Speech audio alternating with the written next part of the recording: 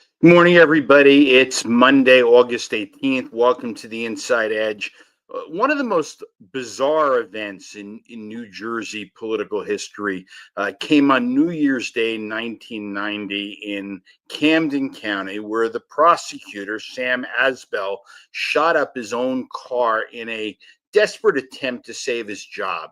Asbell was flamboyant, colorful. He was a prosecutor who used to like to play cowboy. Some people called him Yosemite Sam because he had this big walrus-like mustache. He used to accompany police officers on drug raids. I mean, Asbell loved being prosecutor, but it looked like his time was coming to an end. He was a Kane appointee. Jim Florio was days away from becoming governor, and there was no way a Democrat from Camden County was going to let Sam Asbell stay. So he decided to fake an assassination attempt in a quixotic bid to force Florio into retaining him.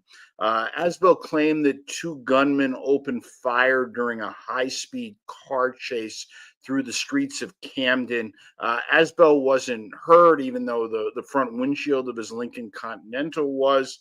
And he claimed to have shot one of the gunmen in the head.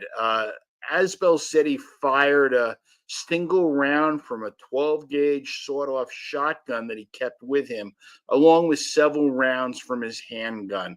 The reason for the attempt on his life, Asbell said, was the war that he was raging against drug dealers.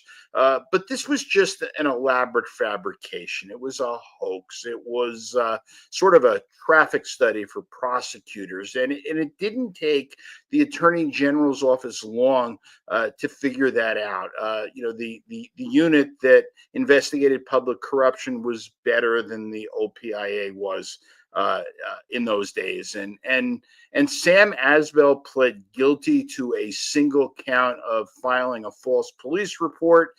He signed himself into a psychiatric hospital in Somerset County and said that the idea came to him after he saw news reports of attacks against judges by drug lords in Colombia.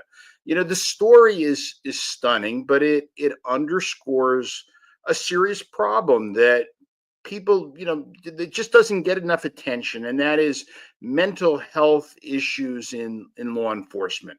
Earlier this month, a state trooper who served on an elite detail that protected high-level state officials like the governor, he shot and killed his former girlfriend, her boyfriend, and then himself. And the woman had told police that she'd been stalked. So did her mother. It's not clear who that was shared with. Certainly not the person who was under the protection of Rick Santos. And I think we're going to be hearing a whole lot more about this in the coming weeks and months. That's it for today, everybody. Thanks for listening.